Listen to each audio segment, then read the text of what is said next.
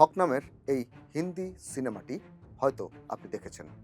সত্য ঘটনা অবলম্বনে তৈরি এই সিনেমাটি হয়তো আপনার হৃদয়ে নাড়াও দিয়েছে। ২০২৫ সালের শেষের দিকে মুক্তি পাওয়ার পর সারা ভারতে নতুন করে আলোড়ন সৃষ্টি করেছিল এই সিনেমার গল্পটি। এই সিনেমার মধ্য দিয়ে নতুন করে সামনে আসে ৪০ বছর পুরনো এক আইনি লড়াইয়ের গল্প। একজন বয়স্ক মুসলিম নারী স্বামীর কাছে ছিলেন নিগৃহীতা। দাবি ছিল প্রতি মাসে মাত্র ৫০০ রুপির খোরপোশ, কিন্তু সেটা মেলেনি। অবশেষে মামলা করেন তিনি, আর সেই মামলাই কাঁপিয়ে দিয়েছিল পুরো ভারতকে। চ্যালেঞ্জ ছুড়ে দিয়েছিল সংবিধানকে। দুই ভাগে ভাগ হয়ে গিয়েছিল ভারতের রাজনীতি, সমাজ আর ভোট ব্যাংক। সাধারণ একজন নারীর একটি মামলার ঘটনাই বদলে দিয়েছিল তখনকার প্রধানমন্ত্রী রাজীব গান্ধীর রাজনীতির গতিপথ। ভারতে সবচাইতে জনপ্রিয়তা নিয়ে ক্ষমতায় এসেছিলেন রাজীব গান্ধী, কিন্তু দ্রুতই হয়ে ওঠেন অজনপ্রিয়। শক্তিশালী হয় ধর্মাশ্রয়ী বিশ্ব হিন্দু পরিষদ। রাজনীতির কৌশল খাটাতে গিয়ে খুলে দেওয়া হয় বাবরি মসজিদের দীর্ঘদিন ধরে বন্ধ রাখা তালা। এরপর বাকিটা ইতিহাস। হিন্দুত্ববাদের উত্থান, বাবরি মসজিদ ভেঙে ফেলা, বিজেপির ক্ষমতায় আসা। যে মামলা দিয়ে এই ঘটনা প্রবাহের শুরু, সেই মামলাটির পরিচয় ছিল শাহ বানু মামলা নামে। ভারতের ইতিহাসের গুরুত্বপূর্ণ ও মোড় বদলকারী ওই ঘটনা ধর্মীয় রাজনীতির উত্থানকে ত্বরান্বিত করে। কেন সেদিন রাজীব গান্ধী বাবরি মসজিদের তালা খুলে দিয়েছিলেন? শাহ বানুর করা একটি খোরপোশের মামলা কিভাবে বদলে দিয়েছিল ভারতীয় উপমহাদেশের রাজনীতির গতিপথ? এসব প্রশ্নের উত্তর খুঁজব। সঙ্গে আছি আমি, আহারার হোসেন।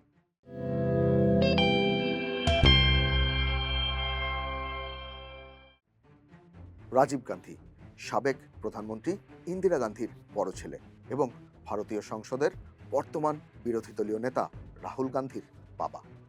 রাজীব ছিলেন ভারতের সবচাইতে কম বয়সী প্রধানমন্ত্রী।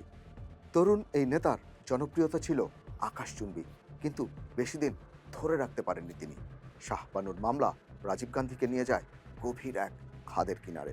প্রথমে মুসলিম, তারপর হিন্দুরাও ক্ষেপে ওঠে তার উপর। জটিল সমীকরণে পড়ে দিশেহারা হয়ে যান তরুণ রাজীব গান্ধী। তখন তিনি এক আত্মীয়র পরামর্শ নেন। সেই একটি পরামর্শই হিন্দুত্ববাদের উত্থান ত্বরান্বিত করে। কিভাবে সেই ঘটনা ঘটেছিল তা জানার আগে চলুন দেখে আসি রাজীব গান্ধীর উত্থান হয়েছিল কিভাবে। ১৯৮৪ সালের ৩১শে অক্টোবর ভারতে ঘড়ির কাঁটায় তখন সকাল ৯:২০। ভারতের প্রধানমন্ত্রী ইন্দিরা গান্ধী সকালের নরম রোদে হাঁটা শুরু করলেন। ১ নম্বর সফদরজং রোডের প্রধানমন্ত্রীর বাসভবনের বাগানের লন দিয়ে হেঁটে যাচ্ছেন পাশের আকবর রোডের অফিসের দিকে। সেদিন ইন্দিরা গান্ধীর পরনে বুলেট প্রুফ জ্যাকেট ছিল না। অপারেশন ব্লু স্টারের পরে বুলেট প্রুফ ভেস্ট পরে বাইরে যাওয়ার পরামর্শ দেওয়া হয়েছিল তাকে। অপারেশন ব্লু স্টার ছিল একটি সামরিক অভিযান। ইন্দিরা গান্ধীর নির্দেশে এই অভিযান চালানো হয় পাঞ্জাবের অমৃতসরের স্বর্ণ মন্দিরে। এই মন্দিরটি পরিচিতি পেয়েছিল উগ্রপন্থী শিখ অনুসারীদের আস্তানা হিসেবে। সেই অভিযানে স্বর্ণ মন্দিরের ভেতরে ২০০ জনের বেশি সশস্ত্র শিখ উগ্রপন্থীকে হত্যা করা হয় বলে ধারণা রয়েছে। সেখানে সেই অভিযানে মারা গিয়েছিলেন আরও ৫ শতাধিক বেসামরিক মানুষ। এরপরেই গান্ধীর নিরাপত্তা নিয়ে প্রশ্ন দেখা দেয়। ইন্দিরা গান্ধী সেদিন যখন হেঁটে যাচ্ছিলেন তখন পাশেই ছিলেন তার বিশ্বস্ত দেহরক্ষী বিয়ন্ত সিং ও সতপন্ত সিং। শিখ ধর্মাবলম্বী বিয়ন্ত সিং বহু বছর ধরে তার নিরাপত্তার দায়িত্বে ছিলেন। অপারেশন ব্লু স্টারের পর বিয়ন্তকে গান্ধীর পাশ থেকে সরিয়ে দেওয়ার পরামর্শ দেওয়া হয়েছিল, কিন্তু বিশ্বস্ত গার্ডকে সরাতে রাজি হননি ইন্দিরা গান্ধী। বাগানের পথ দিয়ে হাঁটার সময় আচমকা ইন্দিরা গান্ধীর ওপর গুলি চালিয়ে বসেন বিশ্বস্ত রক্ষী বিয়ন্ত সিং এবং সতপন্ত সিং। ডজন ডজন গুলিতে ঝাঁঝরা হয়ে যান ভারতের প্রধানমন্ত্রী। সেই মৃত্যু কেবল ভারতের সরকার প্রধানের হত্যাকাণ্ডই ছিল না, ছিল ভারতের রাজনীতির গুরুত্বপূর্ণ এক বাকবদল। ১.৫ দশক ধরে বজ্র মুষ্টিতে ভারত শাসন করেছিলেন ইন্দিরা গান্ধী। অত্যন্ত কর্তৃত্ববাদী একজন শাসক ছিলেন তিনি। সমালোচিত হয়েছিলেন জরুরি অবস্থা জারি করে বাক স্বাধীনতা রোধ করবার জন্য। আবার ধর্মীয় উগ্রবাদীরাও তাকে ভয় পেতেন জমের মতো। ইন্দিরা গান্ধীকে হত্যার পর রাজনৈতিক সমীকরণ এলোমেলো হয়ে যায়। যারা এতদিন কোণঠাসা ছিলেন তারা সক্রিয় হতে থাকেন রাজনীতির মাঠে। মায়ের মৃত্যুর পরদিনই ভারতের প্রধানমন্ত্রী হিসেবে শপথ নেন রাজীব গান্ধী। রাজনৈতিক পরিবারে বেড়ে উঠলেও সরাসরি রাজনীতির সঙ্গে তেমন সংযোগ ছিল না তার। কেমব্রিজে পড়াশোনার পর কিছুদিন ইন্ডিয়ান এয়ারলাইন্সের পেশাদার পাইলট ছিলেন রাজীব। কিন্তু পারিবারিক ঐতিহ্য তাকে অন্য পেশায় থিতু হতে দেয়নি। সঞ্জয় গান্ধী ইন্দিরা গান্ধীর ছোট ছেলে এবং রাজীব গান্ধীর ছোট ভাই। নেহেরু ইন্দিরার এই উত্তরাধিকার রাজনীতির ময়দানে আবির্ভূত হয়েছিলেন তরুণ বয়সে। 1980 সালে মাত্র 33 বছর বয়সে বিমান দুর্ঘটনায় নিহত হন সঞ্জয় গান্ধী। তখন তিনি ছিলেন সংসদ সদস্য। গুরুত্বপূর্ণ আমেথি থেকে নির্বাচিত হয়েছিলেন তিনি। আমেথি হলো উত্তরপ্রদেশের একটি জেলা ও সংসদীয় আসন। আর উত্তরপ্রদেশ হলো ভারতীয় রাজনীতির ফল নির্ধারণী রাজ্য। লোকসভার সবচেয়ে বেশি আসন রয়েছে এই প্রদেশে। বলা হয় উত্তরপ্রদেশ যে দলের, ভারতও সেই দলের। এই রাজ্য থেকেই ভোটে জিতে ভারতের প্রধানমন্ত্রী হয়েছিলেন জওহরলাল নেহরু, ইন্দিরা গান্ধী, রাজীব গান্ধী, অটল বিহারী বাজপেয়ী। এমনকি নরেন্দ্র মোদীও গত 3টি সংসদীয় আসনে বিজয়ী হয়েছেন উত্তরপ্রদেশের বারাণসী থেকে। বড় বড় নেতাদের আনাগোনা এবং নানা ইস্যু উত্তরপ্রদেশকে ভারতীয় রাজনীতির গুরুত্বপূর্ণ মঞ্চ বানিয়ে রেখেছে। সেখানেই রয়েছে অত্যন্ত গুরুত্বপূর্ণ ধর্মীয় ও রাজনৈতিক সব ইস্যু। হিন্দুত্ববাদী রাজনীতি, দলিতদের নিয়ে রাজনীতি এবং সমাজবাদী রাজনীতির আখড়া হলো এই উত্তরপ্রদেশ রাজ্য। এখানে যেমন বড় বড় নেতাদের ভিড়, তেমনি জাতপাত ও ধর্মীয় বিভাজনের রাজনীতিও এখানে অত্যন্ত প্রবল। উত্তরপ্রদেশের একটি জেলা হলো অযোধ্যা। আগে এই জেলার নাম ছিল ফাইজাবাদ। 2018 সালে জেলাটির নাম বদলে দেয় বিজেপি সরকার। অযোধ্যাকে গুরুত্বপূর্ণ তীর্থস্থান মনে করেন হিন্দু ধর্মাবলম্বীরা। হিন্দুদের পবিত্র ধর্মগ্রন্থ রামায়ণের বর্ণনা অনুযায়ী এই অযোধ্যাতেই জন্মগ্রহণ করেছিলেন তাদের ধর্মের গুরুত্বপূর্ণ এক চরিত্র রামচন্দ্র। অযোধ্যার রাজা ছিলেন তিনি। আবার এই অযোধ্যাতেই ছিল বাবরি মসজিদ। মোঘল আমলের এই মসজিদই 20 শতাব্দীতে ভারতীয় রাজনীতির সবচাইতে বড় ইস্যু হয়ে উঠেছিল। ছোট ভাইয়ের মৃত্যুর পর 1981 সালের উপনির্বাচনে জিতে প্রথমবারের মতো সংসদ সদস্য হন রাজীব গান্ধী। 1984 সালে মায়ের হত্যাকাণ্ডের পরদিনই ভারতের প্রধানমন্ত্রী হিসেবে শপথ নেন রাজীব। এর 2 মাস পরই ভারতে অনুষ্ঠিত হয় একটি সাধারণ নির্বাচন। সেই নির্বাচনেও আমেথি থেকে জিতে আসেন রাজীব গান্ধী। আর লোকসভার 543টি আসনের মধ্যে কংগ্রেস সেবার পেয়েছিল 414টি আসন। ভারতের ইতিহাসে এত বড় জয় পায়নি আর কোনো দল কখনোই। নিরঙ্কুশ সংখ্যাগরিষ্ঠতা নিয়ে সরকার গঠন করেন রাজীব। কিন্তু 1 বছরও স্বস্তিতে থাকতে পারেনি তার সরকার। রাজীব গান্ধীর নানা ছিলেন জওহরলাল নেহরু। স্বাধীন ভারতের প্রথম প্রধানমন্ত্রী তিনি। তার সময়ই তালা ঝুলিয়ে দেওয়া হয়েছিল বাবরি মসজিদে। আর রাজীব গান্ধী সেই তালা খুলে দেওয়ার নির্দেশ দেন। কেন তালা দেওয়া হয় এবং কিভাবে সেই তালা খুলে দেওয়া হয়েছিল, কেন দেওয়া হয়েছিল, সেই ঘটনায় আসছি একটু পর। তার আগে চলুন আমাদের এই গল্পের গুরুত্বপূর্ণ এক চরিত্রের পরিচয় জেনে আসি। শাহ বানু বেগম মধ্যপ্রদেশের ইন্দোর শহরে জন্ম ও বেড়ে ওঠা তার। 1932 সাল। শাহ বানুর বয়স মাত্র তখন 16 বছর। মোহাম্মদ আহমেদ খান ইন্দোরের সুপরিচিত একজন আইনজীবী ছিলেন তিনি। তার সঙ্গে বিয়ে হয় শাহ বানুর। ভারতের অন্যতম প্রধান শহর ইন্দোরে তাদের সংসার ভালোভাবেই চলছিল। এই দম্পতির ঘরে জন্ম নেয় 5টি সন্তান। শুরুতে সবকিছু ভালোই চলছিল, কিন্তু হঠাৎ তাদের সংসারে আঘাত করে এক দমকা হাওয়া। আহমেদ খান দ্বিতীয় বিয়ে করেন। ভারতের মুসলিম পারিবারিক আইন অনুযায়ী এই বিয়ে করার জন্য শাহ বানুর অনুমতি নেওয়ার দরকার হয়নি আহমেদ খানের। স্বামীর দ্বিতীয় বিয়ের খবরে ক্ষুব্ধ হন শাহ বানু, কিন্তু সন্তানদের নিয়ে নির্ভরশীলতার কারণে শেষ পর্যন্ত মেনে নিতে বাধ্য হন। কিন্তু পরিস্থিতি ঘোলাটে হতে থাকে দ্রুত। পরিবারে কোণঠাসা হয়ে পড়েন শাহ বানু ও তার সন্তানেরা। অবহেলা আর অবজ্ঞা হয়ে ওঠে নিত্যদিনের ঘটনা। মানসিক নির্যাতনে বিপর্যস্ত হয়ে পড়েন তারা। ঘটনা এখানেই শেষ না, আরও কঠিন পরিস্থিতির মুখোমুখি হতে হয় তাদের। 1975 সাল। শাহ বানুর বয়স তখন প্রায় 60। জীবনের কঠিন এক আঘাত অপেক্ষা করছিল তার জন্য। ওই বছর শাহবানুকে ঘর থেকে বের করে দেন আহমেদ খান। জীবনের শেষ ভাগে এসে এমন এক পরিস্থিতিতে পড়তে হবে তা হয়তো আগে কখনোই ভাবেননি শাহবানু। অনেকেই তখন তাকে আদালতের আশ্রয় নেয়ার পরামর্শ দেন, কিন্তু প্রথমে রাজি হননি শাহবানু। প্রথমে মীমাংসার চেষ্টা করেন তিনি। সহায়তা নেন আত্মীয় স্বজন এবং সমাজের গণ্যমান্য মুসলিম ব্যক্তিদের। প্রথমে তারা শাহবানুকে ফিরিয়ে নিতে আহমেদ খানকে অনুরোধ করেন, আর তা না হলে উপযুক্ত খোরপোশ বা ভরণ পোষণ দিতে বলা হয়। কিন্তু আত্মীয় ও গণ্যমান্য ব্যক্তিদের অনুরোধের কোনো তোয়াক্কা করেননি আহমেদ। খোরপোশ দিতে রাজি হননি তিনি। আহমেদ খান পেশায় ছিলেন ঝানু একজন উকিল। তিনি আইনি বিষয় সামনে এনে বলেন, খোরপোশ দেওয়ার কোনো বাধ্যবাধকতা নেই, তাই তিনি সালিশ মানবেন না। ৩ বছর ধরে চলতে থাকে স্থানীয় সালিশ ও ধর্মীয় মধ্যস্থতার চেষ্টা। এদিকে চরম অর্থকষ্টে পড়েন শাহবানু। সংসার চালাতে হিমশিম খেতে হয়। একে একে শেষ হয় সামান্য সঞ্চয় ও গহনা। ছেলেরাও তখন আইন পেশায় একেবারেই শিক্ষানবিশ। তাদের ছিল না তেমন কোনো আয় রোজগার। মাতৃকুলের সামান্য সহযোগিতা দিয়ে 5 সন্তানের সংসার চালানো কার্যত অসম্ভব হয়ে ওঠে শাহবানুর জন্য। প্রতিকূল এই পরিস্থিতিতে আইনের আশ্রয় নিতে বাধ্য হন শাহবানু, এবং সেই ঘটনাই ভারতের রাজনৈতিক গতি প্রকৃতি ভিন্ন দিকে ঘুরিয়ে দেয়। 1978 সালের এপ্রিল মাস সিআরপিসির 125 ধারায় মামলা করে বসেন শাহবানু। ফৌজদারি এই ধারা ছিল ধর্মনিরপেক্ষ, মানে ভারতের সব ধর্মের মানুষের জন্য সমানভাবে প্রযোজ্য হবে এই আইন। মামলার আর্জিতে মাসিক 500 রুপি খোরপোশ দাবি করেন শাহবানু। সে সময় তার স্বামীর মাসিক আয় ছিল প্রায় 5,000 রুপি। স্বামীর আয়ের মাত্র 10 ভাগের 1 ভাগ চেয়েছিলেন শাহবানু, কিন্তু সামান্য এই খোরপোশ দিতেও অস্বীকৃতি জানান আহমেদ খান। ভারতে মুসলিম একজন নারীর অতি প্রয়োজনীয় অধিকারের বিষয়টি যখন আদালতে, তখন বিশ্বের প্রেক্ষাপট অনেকটাই বদলে গিয়েছে। পাকিস্তান ধর্মের ভিত্তিতে সৃষ্টি হওয়া রাষ্ট্র, পৃথিবীর প্রথম ইসলামিক প্রজাতন্ত্র। ভারতের আদালতের খোরপোশের মামলার আগেই পাকিস্তানে বাতিল হয়েছে 3 তালাক ব্যবস্থা। দ্বিতীয় বিয়ের ক্ষেত্রে বাধ্যতামূলক করা হয়েছে প্রথম স্ত্রীর অনুমতি নেয়ার বিষয়টি।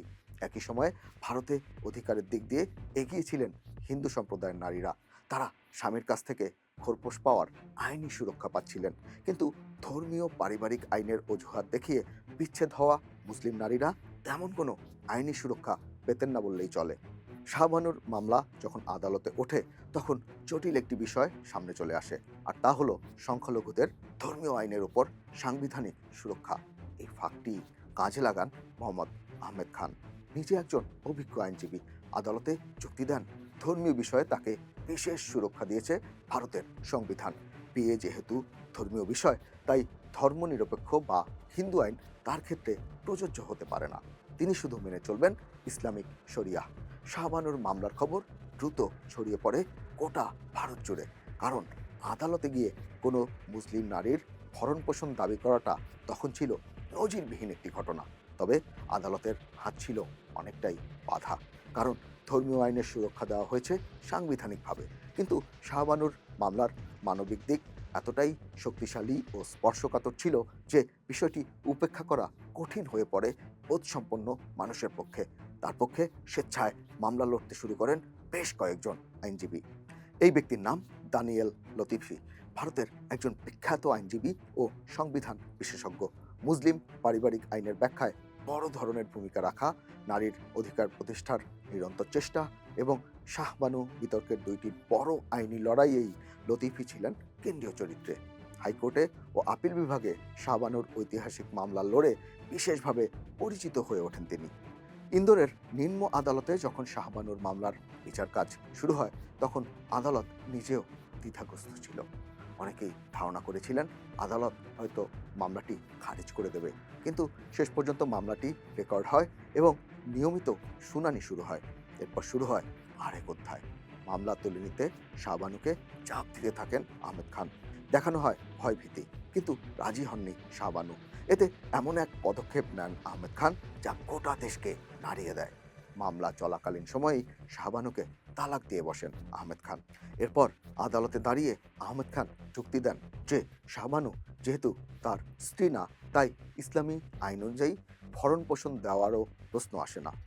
কিন্তু প্রশ্ন হচ্ছে, তালাকপ্রাপ্ত স্ত্রীকে ভরণপোষণ দেওয়া কি ইসলামে নিষিদ্ধ? এই প্রশ্নের জবাব উচ্চ আদালতে দিয়েছিলেন শাহবানুর পক্ষের প্রখ্যাত আইনজীবী দানিয়েল লতিফি। সেই যুক্তির বিষয়ে পরে আসব। নিম্ন আদালতে আরেকটি গুরুত্বপূর্ণ প্রশ্ন ওঠে এই মামলার ক্ষেত্রে। সেটা হলো, এই মামলা শোনার মাধ্যমে ভারতীয় আদালত কি দেশটির সংবিধানকে চ্যালেঞ্জ করছে? মুসলিম ওলেমাদের বড় একটি অংশ প্রকাশ্যে অবস্থান নেন শাহবানুর বিপক্ষে। তারা দাঁড়িয়ে যান, তারা ধর্ম পালনের স্বাধীনতায় হস্তক্ষেপের অভিযোগ আনেন। শাহবানুর পক্ষের আইনজীবীরা সম্পূর্ণ ভিন্ন যুক্তি তুলে ধরেন।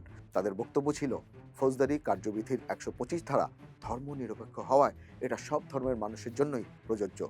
তারা আরও যুক্তি দেন যে জনকল্যাণমূলক আইনের ঊর্ধ্বে হতে পারে না ব্যক্তিগত আইন। মামলার শুনানি শেষ হয় 1979 সালের অগাস্ট মাস। শাহবানুর পক্ষে ঐতিহাসিক রায় দেন ইন্দোরের ম্যাজিস্ট্রেট আদালত। তবে ভরণপোষণের অর্থের পরিমাণ ছিল হাস্যকরভাবে কম। মাসে 25 রুপি করে দিতে আহমেদ খানকে নির্দেশ দেওয়া হয়। শাহবানুর আইনজীবীরা এই রায় প্রত্যাখ্যান করেন। তারা বলেন, একজন ধনী আইনজীবীর পক্ষ থেকে স্ত্রীর ভরণপোষণের জন্য মাত্র 25 রুপি দেওয়াটা চরম অবমাননাকর। রায়ের পরই 1979 সালে উচ্চ আদালতে যান শাহবানু। সেখানে তার পক্ষে মামলা পরিচালনার দায়িত্ব নেন দানিয়াল লতিফি। আগেই বলেছি, এই মামলা শুরু থেকেই ছিল আলোচনার কেন্দ্রে। উচ্চ আদালতে গড়ানোর পর আরও বাড়তে থাকে তার রাজনৈতিক মাত্রা। মুসলিম ওলামারা আহমেদ খানের পক্ষ নিয়ে বিভিন্ন জায়গায় সভা সমাবেশে বক্তৃতা বিবৃতি দিতে থাকেন। শাহবানুর পক্ষেও জনমত শক্তিশালী হতে থাকে। মধ্যপ্রদেশ হাইকোর্টে শুনানি শেষ হয়। উচ্চ আদালতের রায় আসে শাহবানুর পক্ষে। নিম্ন আদালতের 25 রুপির আদেশ বাতিল করে দেওয়া হয়। প্রতি মাসে ভরণপোষণ নির্ধারণ করা হয় 179 রুপি 20 পয়সা। শাহবানু চেয়েছিলেন 500 রুপি। এই অর্থ কম হলেও তার জন্য এটা ছিল একটি আইনি বিজয়। রায়ে ক্ষুব্ধ হয়ে আপিল করে বসেন আহমেদ খান। এই আপিলই 1985 সালে ভারতের আইনি ইতিহাসের অন্যতম আলোচিত ও বিতর্কিত রায়ে পরিণত হয়। আহমেদ খানের পক্ষ নেয় অল ইন্ডিয়া মুসলিম পার্সোনাল ল বোর্ড। খোরপোশ না দিতে ইসলামী আইন টেনে আনেন তারা। সেখানেও তুলে ধরা হয় যে রাষ্ট্রীয় আইন দিয়ে হস্তক্ষেপ করা হচ্ছে ধর্মীয় স্বাধীনতার। যুক্তি পাল্টা যুক্তি চলতে থাকে আপিল বিভাগে। আদালতে ঐতিহাসিক ও বৈপ্লবিক এক অবস্থান নেন আইনজীবী দানিয়েল লতিফি। তিনি সরাসরি উদ্ধৃতি দেন পবিত্র কুরআন থেকে। সূরা বাকারার 241 নম্বর আয়াত উদ্ধৃত করে তিনি বলেন, ওয়ালিল মুতাল্লাকাতি মাতাউন বিল মারুফ, অর্থাৎ তালাকপ্রাপ্ত নারীদের জন্য প্রচলিত নিয়ম অনুযায়ী উপযুক্ত সংস্থান বা ভরণপোষণের ব্যবস্থা রয়েছে। দানিয়াল লতিফি বলেন যে সুপ্রিম কোর্ট যদি শাহবানুকে ভরণপোষণ দেন, তাহলে তা ইসলামের বিরুদ্ধে যাবে না, বরং তা হবে কুরআনের প্রকৃত শিক্ষার বাস্তব প্রতিফলন। 1985 সালের 23 এপ্রিল ঐতিহাসিক রায় ঘোষণা করেন আপিল বিভাগের 5 বিচারপতির বেঞ্চ। আপিলে হেরে যান আহমেদ খান। হাইকোর্টের রায় বহাল রাখা হয়, মানে শাহবানুকে প্রতি মাসে খোরপোশ দিতে হবে 179 রুপি 20 পয়সা। কিন্তু এত লড়াইয়ের পরও শেষ পর্যন্ত খোরপোশের টাকা নেওয়ার সুযোগ পাননি শাহবানু। এর কারণ যতটা ব্যক্তিগত, তার থেকেও অনেক বেশি ধর্মীয় ও রাজনৈতিক। সুপ্রিম কোর্টের রায়ে ক্ষুব্ধ হয় ভারতের মুসলিম সমাজের একটি বড় অংশ। রায়কে ধর্মীয় স্বাধীনতার বিষয়ে সরাসরি হস্তক্ষেপ হিসেবে ঘোষণা করে অল ইন্ডিয়া মুসলিম পার্সোনাল ল বোর্ড। দেশ জুড়ে শুরু হয় বিরাট বিক্ষোভ। রায়ের বিরুদ্ধে জান প্রাণ বাজি ধরেন ভারতের মুসলমানদের একটি অংশ। নিজে মুসলিম হওয়ায় প্রচণ্ড চাপে পড়ে যান শাহবানু। তাকে বলে দেওয়া হয়, এই রায় মেনে নেওয়া মানে হলো ইসলাম বিরোধী অবস্থান নেওয়া। বৃদ্ধ শাহবানুকে সামাজিকভাবে একঘরে করে ফেলার পরিবেশ সৃষ্টি করা হয়। চাপের কাছে মাথা নত করেন তিনি। শেষমেশ শাহবানু নিজেই ঘোষণা দেন যে, যেহেতু আমার ধর্মীয় নেতারা বলছেন সুপ্রিম কোর্টের রায়টি কুরআন ও শরীয়তের বিরুদ্ধে, তাই আমি ওই টাকা নিতে অস্বীকার করছি। তিনি আরও বলেন, পরকালে আল্লাহর কাছে জবাবদিহিতার ভয়ে তিনি এই টাকা গ্রহণ করবেন না। শাহবানু পিছিয়ে গেলেও ওই ঘটনা আরও শক্তিশালী ইস্যু হয়ে ফিরে আসে। একটি ব্যক্তিগত খোরপোশের মামলা ধীরে ধীরে রূপ নেয় বিশাল এক রাজনৈতিক সংকটে। মুখোমুখি দাঁড়িয়ে যায় রাষ্ট্র, ধর্মীয় প্রতিষ্ঠান এবং ভোটের অঙ্ক। ওই ঘটনা এমন আলোড়ন সৃষ্টি করে যা ভারতের ধর্মনিরপেক্ষ রাজনীতির ভিত নাড়িয়ে দেয়। ধর্মে হস্তক্ষেপের দাবি তুলে রায় বাতিলের আন্দোলনে অটল থাকে মুসলিম সমাজ। তাদের তুষ্ট করার পদক্ষেপ নেয় সরকার। এতে ক্ষেপে যায় হিন্দুত্ববাদীরা, তাদেরকেও তুষ্ট করার চেষ্টা চলে। তখন ক্ষমতায় রাজীব গান্ধীর নেতৃত্বাধীন কংগ্রেস নিরঙ্কুশ সংখ্যাগরিষ্ঠতা নিয়ে ক্ষমতায় বসার 1 বছরও হয়নি তাদের। ধর্মীয় গোষ্ঠীর সঙ্গে শুরু হয় একের পর এক আপোষ চেষ্টা। তরুণ প্রধানমন্ত্রী রাজীব গান্ধীর রাজনৈতিক ভবিষ্যৎ অন্ধকার হতে শুরু করে। এই ব্যক্তি হলেন আরিফ মোহাম্মদ খান, ভারতীয় রাজনীতির গুরুত্বপূর্ণ এক চরিত্র। রাজনীতিতে প্রবেশ করেন ছাত্র থাকার সময়। কংগ্রেস সহ একাধিক সরকারের মন্ত্রী হয়েছেন তিনি। সবশেষ যোগ দিয়েছেন বিজেপিতে। বর্তমানে বিহারের গভর্নর তিনি। 1985 সালে শাহবানুর ঐতিহাসিক রায়ের সময় কেন্দ্রীয় স্বরাষ্ট্র প্রতিমন্ত্রী ছিলেন আরিফ মোহাম্মদ খান। তখন লোকসভায় দাঁড়িয়ে রায়ের পক্ষে বক্তব্য দিয়েছিলেন তিনি। তার বক্তব্য এতটাই দৃঢ় ছিল যে তখন অনেকেই মনে করেছিলেন শাহবানু রায়ের পক্ষে দৃঢ়ভাবে অবস্থান নেবে সরকার। কিন্তু সেই পরিস্থিতি নাটকীয়ভাবে বদলে যেতে থাকে পরবর্তী কয়েক মাসে। আর সেই সময়ের প্রভাবশালী তরুণ প্রতিমন্ত্রী আরিফ মোহাম্মদ খান রাজীব গান্ধীর মন্ত্রিসভা এমনকি কংগ্রেস থেকেও পদত্যাগ করে অন্য দলে যোগ দেন। শাহবানুর মামলার রায় ঘোষণার কয়েক মাসের মধ্যেই ঘোলাটে হয়ে ওঠে রাজনৈতিক পরিবেশ। রাজীব গান্ধীর ওপর প্রচণ্ড চাপ সৃষ্টি করতে থাকেন মুসলিম পার্সোনাল ল বোর্ড ও রক্ষণশীল ধর্মীয় নেতারা। 1985 সালের ডিসেম্বরে কয়েকটি উপনির্বাচন হয়। সেখানে ভরাডুবি ঘটে কংগ্রেস প্রার্থীদের। ভয় পেয়ে যান রাজীব গান্ধী। মুসলিম ভোট ব্যাংক হাতছাড়া হয়ে যাওয়ার আশঙ্কা পেয়ে বসে থাকে। একসময় রাজীব গান্ধীর অত্যন্ত ঘনিষ্ঠ ছিলেন আরিফ মোহাম্মদ খান, কিন্তু মুসলিম তোষণ করতে গিয়ে তাকে এড়িয়ে চলা শুরু করেন তরুণ প্রধানমন্ত্রী। আরিফ খানকে কিছু না জানিয়েই রক্ষণশীল আলেমদের সঙ্গে রুদ্ধদ্বার বৈঠক শুরু করেন সরকারের শীর্ষ মহল। রাজীব গান্ধী সিদ্ধান্তে পৌঁছান যে মুসলিম ভোট ধরে রাখতে হলে ওলেমাদের সঙ্গে আপোষ করতেই হবে।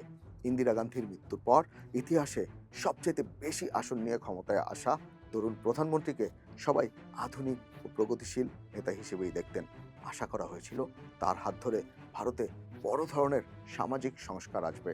কিন্তু সেই প্রত্যাশার উপর জল ঢেলে দিয়ে রাজীব গান্ধী শেষ পর্যন্ত ওলেমাদের পক্ষেই দাঁড়ালেন। তিনি সিদ্ধান্ত নিলেন সুপ্রিম কোর্টের শাহবানুর রায়কে কার্যত অকার্যকর করে দিতে নতুন একটি আইন পাশ করা হবে সংসদে। 1986 সালের ফেব্রুয়ারি মাস সংসদে মুসলিম মহিলা বিল আনার ঘোষণা দেয় সরকার। এই বিল ছিল মুসলিম নারীদের বিবাহ বিচ্ছেদের অধিকারের সুরক্ষা বিষয়ক। এর বিরোধিতা করেন আরিফ মোহাম্মদ খান। ক্ষোভ ও হতাশায় মন্ত্রিসভা থেকে পদত্যাগ করে বসেন তিনি। সংসদে নিরঙ্কুশ সংখ্যাগরিষ্ঠতা ব্যবহার করে পরে বিলটি পাশও করে নেয় কংগ্রেস। ইতিহাসে এই ঘটনাই পরিচিত হয়ে যায় শাহবানু রায়কে উল্টে দেওয়ার উদ্যোগ হিসেবে। কার্যত সুপ্রিম কোর্টের মানবিক ও প্রগতিশীল রায় অকার্যকর হয়ে যায় সংসদের এক ভোটে। একই সময় আরেকটি ঘটনা ঘটে যায়। মুসলিম মহিলা বিল নিয়ে দেশ জুড়ে যখন তীব্র বিতর্ক চলছে, ঠিক তখনই 37 বছর পর বাবরি মসজিদের বন্ধ থাকা তালা খুলে দেওয়া হয়। রাজীব গান্ধী সরকারের পরোক্ষ সমর্থন ও নীরব সম্মতিতেই এই ঘটনা ঘটে। রাজনৈতিক বিশ্লেষকদের মতে রাজীব গান্ধী ভেবেছিলেন মুসলিম নারী বিল দিয়ে তিনি সন্তুষ্ট করবেন মুসলিমদের এবং বাবরি মসজিদের তালা খুলে দিয়ে খুশি রাখবেন হিন্দুদেরকেও। অর্থাৎ দুই পক্ষকেই একসঙ্গে সামনে রাখা যাবে। কিন্তু বাস্তবে ফল হয় ঠিক তার উল্টো। এই ব্যক্তির নাম অরুণ নেহেরু। ছিলেন রাজীব গান্ধীর পরিবারের অত্যন্ত ঘনিষ্ঠ। নেহেরু গান্ধী পরিবারের আত্মীয় ছিলেন এই ব্যক্তি। অরুণের উপর ভরসা করতেন রাজীব গান্ধী। বিভিন্ন কাজে তার পরামর্শ নিতেন। শাহবানুর রায় ও মুসলিম মহিলা বিল নিয়ে ভারতের রাজনীতিতে যখন তীব্র ধর্মীয় বিদ্বেষ দানা বাঁধছিল, ঠিক তখনই রাজীব গান্ধীকে বাবরি মসজিদের তালা খুলে দিতে পরামর্শ দিয়েছিলেন অরুণ নেহেরু। আর ওই এক ঘটনাই মোড় ঘুরিয়ে দেয় ভারতীয় রাজনীতির। সেটা কিভাবে? 1949 সাল থেকে বাবরি মসজিদের মূল ফটকে তালা লাগানো ছিল। সেখানে কেবল একজন পুরোহিতকে বছরে একবার পূজা করার অনুমতি দেওয়া হতো। বিশ্ব হিন্দু পরিষদ বা ভিএইচপি 1984 সাল থেকে রাম মন্দির আন্দোলন ও রথযাত্রার মাধ্যমে এই তালা খোলার দাবি জানিয়ে আসছিল। 1949 সালের ডিসেম্বর মাস বাবরি মসজিদের ভেতরে কিছু উগ্র হিন্দু কর্মীরা গোপনে রাম মূর্তি স্থাপন করছিলেন। এরপর থেকে মসজিদটি বিতর্কিত স্থাপনায় পরিণত হয়। তখন জওহরলাল নেহেরুর সরকার মসজিদে তালা মেরে দেন। এরপর থেকে মুসলিম বা হিন্দু কেউই এটির ভেতরে প্রবেশ করতে পারতেন না। হিন্দুরা কেবল বাইরের গ্রিলের সামনে থেকে প্রার্থনা করার অনুমতি পেতেন। 1985 সাল থেকে তালা খোলার দাবিতে ব্যাপকভাবে সংগঠিত হতে থাকে বিশ্ব হিন্দু পরিষদের সহযোগী সংগঠন শ্রীরাম মুক্তিযজ্ঞ সমিতি। অযোধ্যা পর্যন্ত রথযাত্রার আয়োজন করে তারা। এই চাপের মুখে রাজীব গান্ধীকে অরুণ নেহেরু প্রস্তাব দেন যে যদি তালা খুলে দেওয়া হয় এবং সেখানে মন্দির নির্মাণের পথ সুগম হয় তাহলে হিন্দুরা খুশি হয়ে যাবে। কারণ তখন মুসলিম তোষণের জন্য রাজীব গান্ধীকে কটাক্ষ করত হিন্দু ধর্মাবলম্বীরা। অরুণ নেহরু প্রধানমন্ত্রীকে বোঝান যে তিনি জনসমর্থন হারিয়ে ফেলছেন। শুধু রক্ষণশীল বা কট্টরপন্থী হিন্দুরাই নয়, উদারপন্থী মহলেও তার বিরুদ্ধে প্রবল হচ্ছে জনমত। তরুণ রাজীব গান্ধী হিন্দু মুসলিম উভয় সম্প্রদায়ের কট্টরপন্থীদের খুশি করতে গিয়ে যে ভুল করেছিলেন তার খেসারত দিতে হচ্ছে পুরো ভারতবাসীকে। বাবরি মসজিদের তালা খোলার পর বিশ্ব হিন্দু পরিষদ সেখানে মন্দির নির্মাণের দাবি তোলে। ধর্ম হয়ে ওঠে পুরোপুরি রাজনৈতিক অস্ত্র। 1989 সালের নির্বাচনে ভোটে হেরে ক্ষমতা থেকে বিদায় নেয় কংগ্রেস। সেই নির্বাচনে বিজেপির আসন 2 থেকে বেড়ে হয় 85। 1991 সালে 120, 1996 সালে বিজেপি 161টি আসন পেয়ে প্রথমবারের মতো লোকসভায় বৃহত্তম দল হয়। এরপর থেকে তাদের উত্থান চলছেই। শাহবানু মামলা আজ ভারতের রাজনৈতিক ইতিহাসে একটি ওয়াটারশেড মোমেন্ট বা টার্নিং পয়েন্ট হিসেবে পরিচিত। বিশ্লেষকদের মতে এই একটি মামলা এবং এরপর রাজীব গান্ধী সরকারের সিদ্ধান্তই ভারতে সাম্প্রদায়িক রাজনীতির ভিত্তি তৈরি করেছিল। এই দীর্ঘ রাজনৈতিক ধারাবাহিকতার সূচনা হয়েছিল মূলত একজন বৃদ্ধ নারীর খোরপোশের মামলাকে ঘিরে, যা ছিল একটি সাধারণ মামলা এবং শেষ পর্যন্ত বদলে দিয়েছিল ভারতের আইন, রাজনীতি এবং সমাজের গতিপথ।